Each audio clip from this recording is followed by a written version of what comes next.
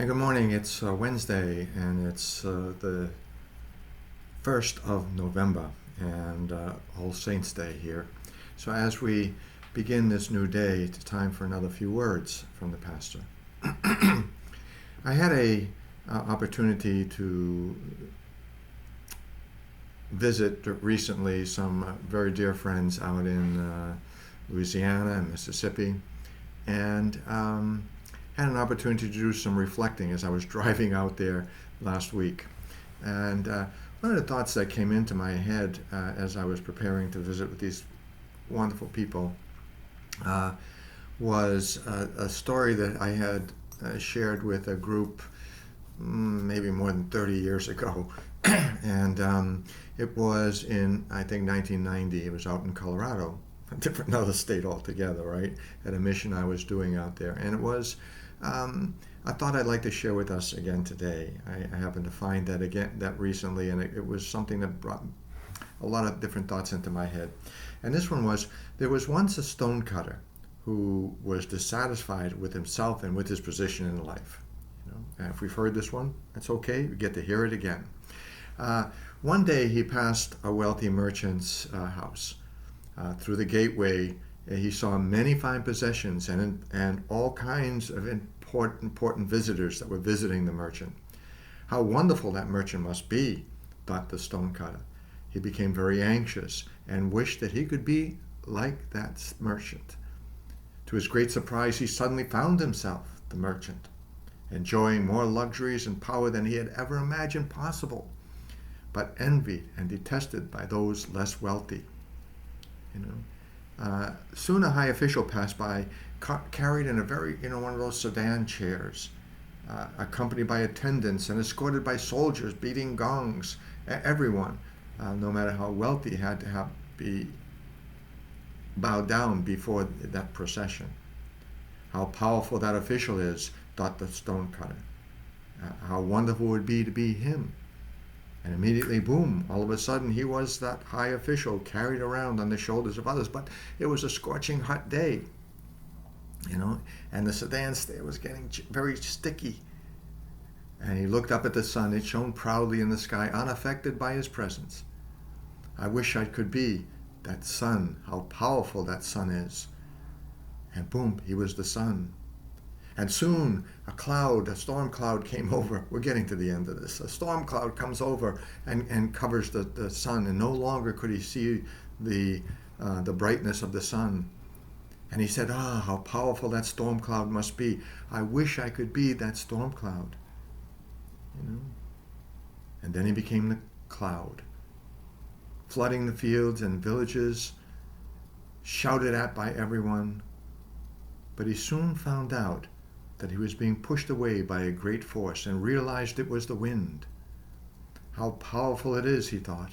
I wish I could be the wind. And then he became the wind, blowing tiles off roofs and houses, uprooting trees, feared and hated by all below him. But after a while he ran up against something that would not move, no matter how forcefully he blew against it. You guessed it, right? A huge towering rock. How powerful that rock is, he thought. I wish I could be a rock. And then he became that rock. And after a while he was standing there basking in the power and the glory of being a rock, when he heard some noise. It was the hammering of a chisel into his hard surface, and it was changing him. He said, but what could be more powerful than I, the rock?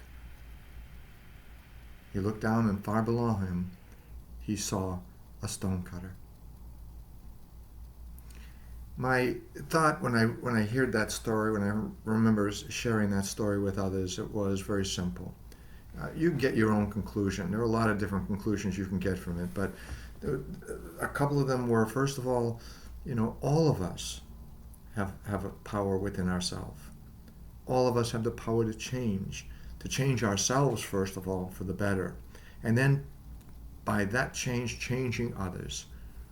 It all depends what's going to be the object of our change. Is it just going to be a surface change, so we can help appear to others as something that we're really not inside? Or are we going to change the core of ourselves, the heart of ourselves?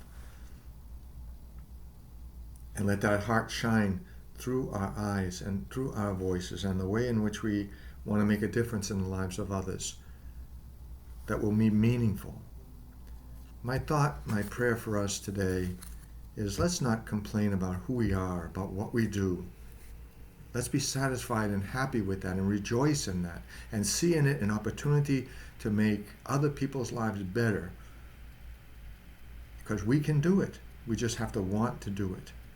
Let's stop looking at everybody else's positions. Let's stop looking at the lottery winners and this and that. And let's stop looking at the rich and all these other people who have, for whatever reason, are there doing what they do and happy with who they are. Be happy with who we are.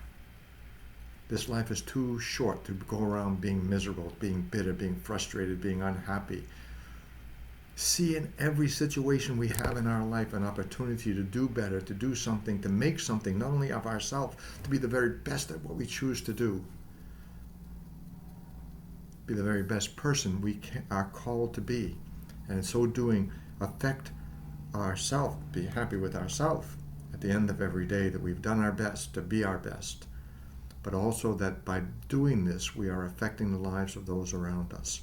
And we have an opportunity to help change their lives as well, to bring joy, to bring happiness, to bring light, to bring God's love into their life. Let's choose to do that. Stop looking and seeing grass greener in every other person's yard. It's green in our own life. Let's stop looking what's in everybody else's wallet and stop looking what's in our heart. May God's peace, His joy, His light, His love as we begin this month of All Souls and All Saints be with you and with your families and loved ones today and always. God love you all. Mary, help of Christians, pray for us. Mary, help of Christians, pray for you.